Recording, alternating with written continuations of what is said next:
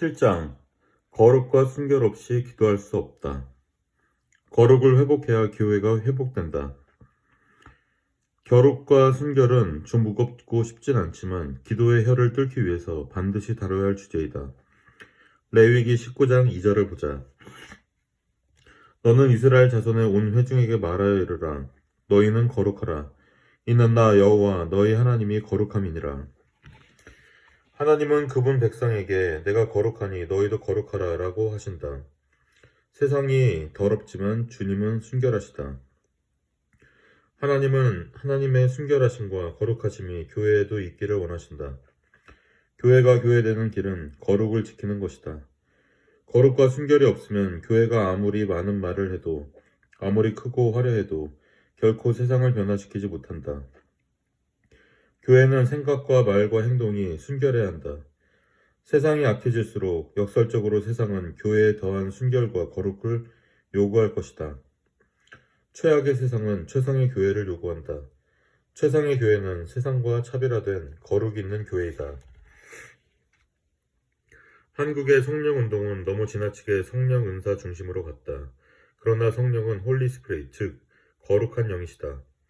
성령은 우리를 거룩하게 하신다. 사도행전 5장에 무서운 사건이 나온다. 아나니아와 삽비라의 죽음 사건이다. 그 전까지만 해도 초대교회에는 불같은 성령의 역사와 은사가 넘쳐났고 급속도로 성장하여 다들 에너지가 넘쳤다. 그런데 마치 찬물을 끼얹듯이 아나니아와 삽비라를 심판하셨다. 다이내믹하게 성장하던 초대교회 초창기에 왜 그토록 무서운 방법으로 아나니아와 삽비라를 심판하셨을까? 교회를 교회되게 하는 것은 거룩과 순결이기 때문이다. 거룩을 기초로 하지 않은 부흥은 부실공사와도 같다는 하나님의 무서운 경고였다. 오늘날 우리 성도들과 교회의 위기는 삶의 거룩이 없다는 것이다. 크리스천들도 세상에서 거짓말을 너무 많이 한다. 돈 문제, 이성 문제에 너무 많이 걸린다. 교회들이 새로워져야 한다. 목회자들과 사역자들과 성도들이 새로워져서 세상의 도덕과 윤리의 표준이 될 정도로 깨끗해져야 거룩한 영향력을 회복할 수 있다. 하나님께서는 그분의 백성이 다시금 거룩을 회복하기를 원하신다. 거룩한 옷을 입으라. 성경에서는 성도의 거룩함을 옷에 자주 비유한다. 시편 110편 3절을 보자. 주의 권능의 날에 주의 백성이 거룩한 옷을 입고 즐거이 헌신하니 새벽 이슬 같은 주의 청년들이 주께 나오는도다. 주의 백성의 특징은 거룩한 옷을 입고 주의 앞에 나오는 것이다. 요한계시록 곳곳에도 이 거룩한 옷의 이미지가 나온다. 특히 신랑 되신 예수님은 신부가 된 교회가 예수님의 보혈로 깨끗게 된 거룩한 옷을 입기를 원하신다. 우리가 즐거워하고 크게 기뻐하며 그에게 영광을 돌리세. 어린 양의 혼인 기약이 이르렀고 그의 아내가 자신을 준비하였으므로 그에게 빛나고 깨끗한 세마포 옷을 입도록 허락하셨으니 이 세마포 옷은 성도들의 옳은 행실이로다 하더라. 신부가 입을 빛나고 깨끗한 세마포 옷을 성도들의 옳은 행실이라고 했다. 잘못 이해하면 우리가 착한 일을 해서 구원받을 자격을 얻은 것처럼 생각할 수 있는데 그게 아니다. 이 옷은 주님이 허락하신 것, 주님이 입혀주신 것이다. 십자가 보혈의 공로로 주신 은혜의 옷이다. 우리는 오직 그리스도의 십자가 보혈의 은혜로 구원받는다. 하지만 구원받은 후에는 주님의 도우심으로 구원의 열매를 삶에서 맺어야 한다. 신부가 신랑을 기다리는 동안 해야 할 준비가 있듯이 주님의 신부된 교회가 신랑 되신 주님이 다시 오기까지 준비해야 할 것이 있다. 가장 중요한 준비는 순결이다. 신부는 신랑을 기다리는 동안 무엇보다도 순결을 지켜야 한다. 신부와 창녀의 차이는 순결이다. 바벨론 음녀는 온갖 화려한 옷과 값비싼 보석들로 치장하고 있었지만 너무나 추악해 보였다. 죄 때문이다. 그러나 주님의 신부된 교회는 수수하지만 빛나고 깨끗한 세마포 옷을 입고 있다. 주님이 입혀주신 그 깨끗한 세마포 옷을 우리는 깨끗하게 지켜야 한다. 그러면 거룩을 잃으면 어떻게 되는가? 첫째, 거룩을 잃으면 영적 능력을 잃어버린다. 요한계시록에 나오는 사대교회는 그 당시 사람들 입에 오르내리는 유명한 교회였다. 수많은 행사와 사역과 활동이 있었고 교회 출석률도 좋았고 성경 공부 프로그램도 많았고 좋은 일도 많이 했다. 적어도 사람들이 보기에 겉모습은 아주 괜찮은 교회였다. 그리고 그래서 유명했다. 그러나 사람들 사이에서 유명하다고 주님 보시기에도 좋은 교회라고 착각해서는 안 된다. 주님은 사대교회를 무섭게 꾸중하셨다. 내가 살았다는 이름은 가졌으나 죽은 자로다. 하느님 보시기에 죽었다는 말은 영적으로 무기력하다는 뜻이다. 교회가 겉으로만 바쁘고 화려하지 영적 내실이 전혀 없다고 하신다. 교회가 마구 달리고 있지만 하나님이 원하는 방향이 아니라고 하신다. 경건의 모양은 있지만 경건의 능력은 없다고 하신다. 사대 교인들이 사대라는 도시의 물질적 풍요와 옛 명성을 그리워하는 헛된 교만, 그리고 도덕적 타락의 풍조에 휩쓸려서 영적으로 부패해버렸기 때문이다. 거룩을 잃으면 영적인 능력을 상실하고 영적 권위를 잃어버린다. 나의 직분으로 아무리 인정받으려 해도 영적인 실력과 능력이 없는데 어떻게 존경받겠는가. 마귀한테도 조롱당한다. 사도행전에 제사장 스게와의 7 아들들이 귀신 들린 사람한테 혼난 이야기가 나온다. 그들은 올바른 신앙도 없고 거룩한 삶도 없는데 바울의 영적 권위와 영향력은 부러웠던 모양이다. 그래서 악귀 들린 사람한테 내가 바울이 전파하는 예수를 의지하여 너희에게 명하노라 라고 명령했다. 그랬더니 악귀 들린 사람이 내가 예수도 알고 바울도 알거니와 너희는 누구냐 하면서 달려들어 그들을 거의 안 죽을 만큼 때려주었다. 거룩이 없으니 그들에게는 영적 권위도 없었다. 영적 권위 없이 영적 전쟁에 나가면 마귀에게 조롱당하며 망신만 당하고 백전백패한다. 하나님의 사람이 거룩한지 아닌지 하나님이 가장 잘 아시고 그 다음이 마귀다. 그래서 마귀는 거룩 없는 사람이 무시하며 마음 놓고 공격해 들어온다. 거룩을 잃어버린 사람은 영적 전쟁에서 적의 샌드백이다. 자기 자신은 물론 그의 가정, 그의 권위 밑에 있는 사람들까지 다 마귀의 공격에 속수무책으로 당하게 된다. 권위가 무너진다는 게 그렇게 무섭다. 거룩과 순결은 개인이나 교회가 영적 전쟁에서 승리할 수 있는 결정적인 저력이다.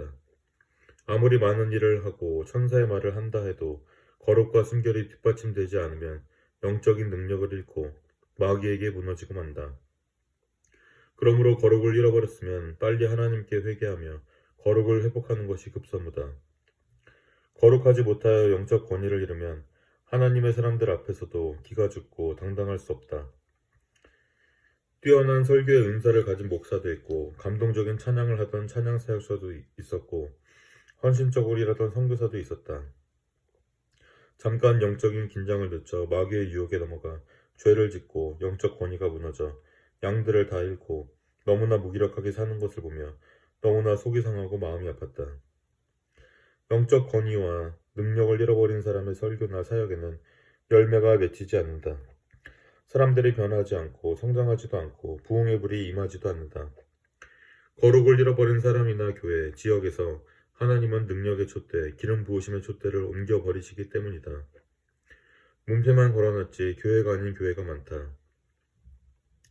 둘째, 거룩을 잃으면 축복을 잃는다. 신명기에서 하나님은 이스라엘 백성이 약속의 땅으로 들어가 큰 축복을 누릴 것이지만 만약 우상 숭배를 하고 죄를 지어 거룩을 잃으면 그 모든 축복을 잃게 될 것이라고 하셨다.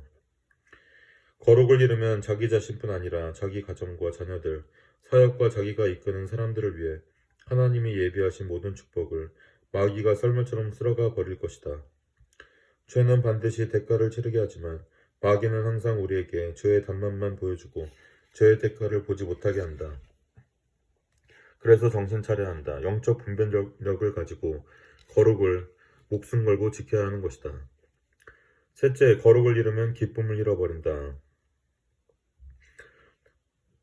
특히 한때 성령 충만을 경험했던 사람일수록 그렇다. 다윗은 놀라운 예배자였고 성령의 은혜를 깊이 경험했던 사람이었다.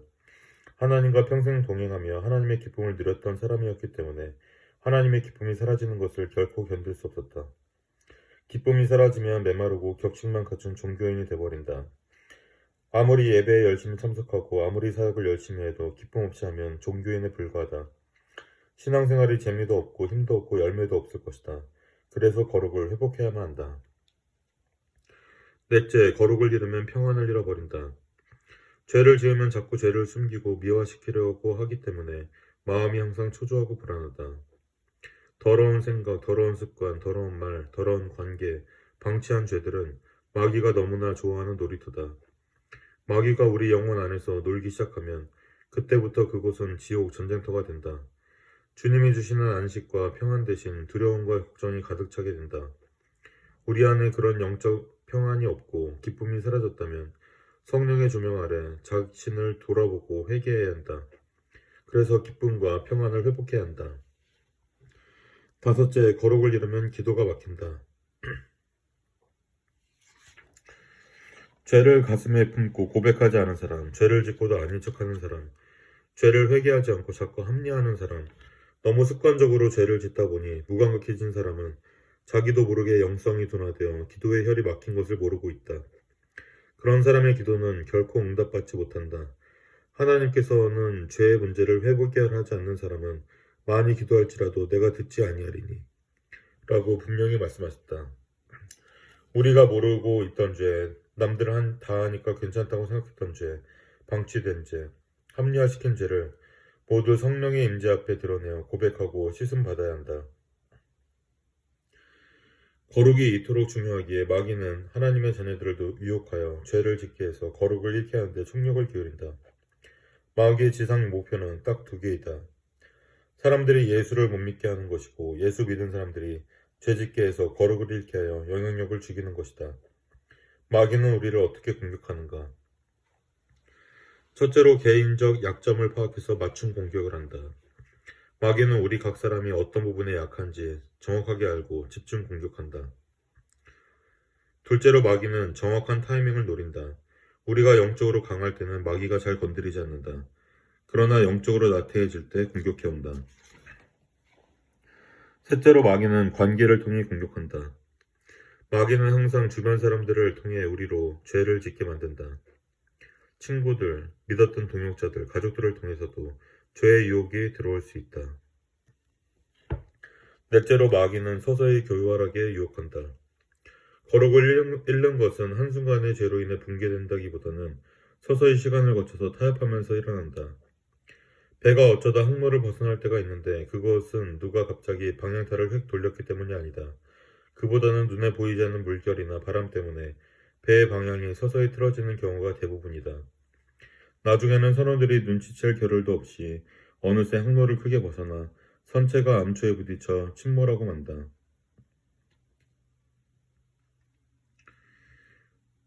성경 곳곳에서 하나님께서는 거룩을 잃어버린 백성에게 회개하고 거룩을 회복하라고 명하신다. 너희는 옷을 찢지 말고 마음을 찢고 너희 하나님 여호와께로 돌아올지어다. 하나님께는 거룩이 최고의 우선순위다. 거룩을 회복하면 다른 모든 것을 더하실 것이다. 하나님은 거룩을 회복하면 살아날 것이라고 하신다. 병의 치유도 죄의 문제에 회개와 관계가 있다. 성경은 너희 죄를 서로 고백하며 병이 낫기를 위하여 서로 기도하라 라고 했다.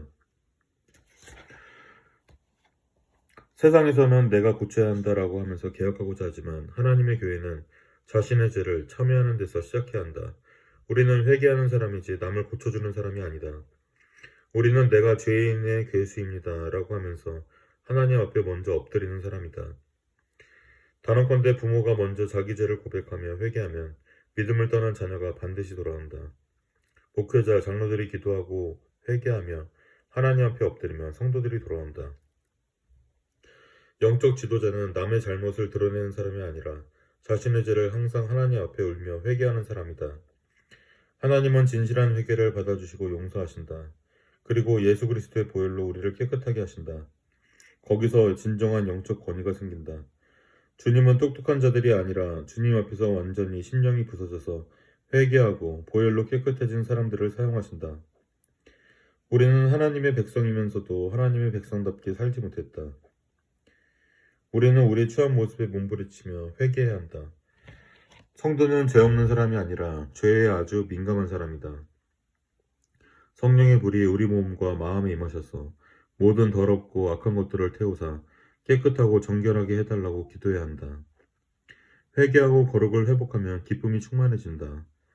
회개는 영적인 샤워와도 같다. 우리 안에 있는 죄를 예수 보혈로 깨끗이 씻을 때 마귀가 떠나가는 것을 느낀다. 느헤미야서를 보면 모든 백성이 말씀을 듣고 자기 죄를 자복하며 회개하고 나서는 하나님이 주시는 기쁨으로 가득하여 축제가 일어났다고 한다. 하나님은 우리에게 기쁨을 주시기 위해서 예수 믿는 것이 축제가 되게 하기 위해서 우리 기쁨을 좀먹는 죄를 씻어내라고 하신다. 그러므로 너희가 회개하고 돌이켜 너희 죄 없이 함을 받으라. 이와 같이 하면 새롭게 되는 날이 주 앞으로부터 이를 것이요. 새롭게 되는 날은 영적 기쁨과 은혜가 회복되는 날이다. 요한계시록에는 거룩한 흰옷을 입은 성도들이 어린 양의 혼인잔치에 참여한다고 했다. 예수 보혈을 옷 입었기 때문에 기쁜 것이다. 죄의 용서를 받았기 때문에 회개했기 때문에 기쁜 것이다. 영적 기쁨과 은혜를 누리고 싶다면, 천국의 축제를 이 땅에서 누리고 살고 싶다면 회개해야 된다. 회개와 거룩이 회복된 교회에는 기쁨이 가득 찰 것이다. 우리가 지은 죄에 대해서도 회개가 필요하지만 앞으로 우리가 거룩을 유지할 수 있도록 미리 방어막을 쳐야 한다. 특히 자신의 연약한 부분을 조심해야 한다. 깨어있어서 분별하고 기도해야 된다. 회개하고 거룩을 회복하는 것은 경직되고 딱딱하고 무서운 것이 아니라 기쁨이다.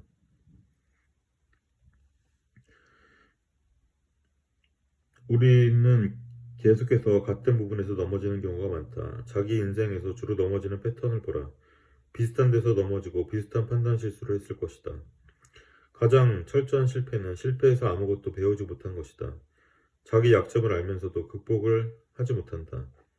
자기의 의지와 노력만으로 하려니까 그렇다. 성령님께 자기 취약점을 내어드리고 하나님의 도우심을 구해야 한다. 제 노력과 의지로 이것을 막을 수 없습니다. 예수님의 이름으로 이것을 막아주십시오. 무엇을 집어넣는가가 무엇이 나오는가를 결정한다. 일주일 내내 세상 속에서 사는 것을 피할 수는 없지만 세상의 더러운 요소들이 우리의 생각과 마음으로 들어오는 것은 미리 차단해야 한다.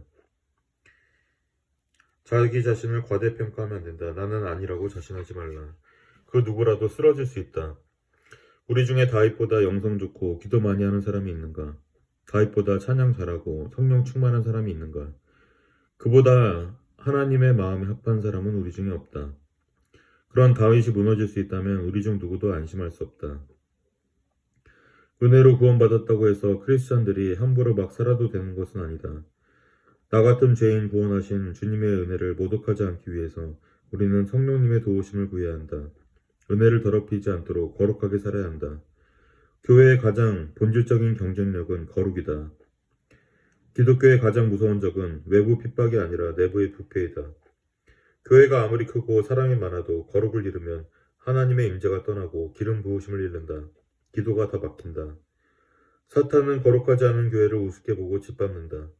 우리가 유혹에 빠지고 시험에 넘어질 때 교회가 흔들리고 하나님의 영광이 땅에 떨어진다. 수많은 믿음의 전우들이 그렇게 쓰러져 간 것을 나는 가슴 찢는 눈물로 지켜보았다. 이 마지막 때에 주님이 기대하시는 사람들은 거룩함을 추구하는 사람들이다. 그들만이 역사의 마지막을 지키는 파수꾼이 될 것이다. 기도가 거룩을 가져오고 거룩이 기도에 능력을 실어줄 것이다. 우리에게 예수 십자가의 보혈이 주는 거룩이 흠뻑 임하기를 기도하자.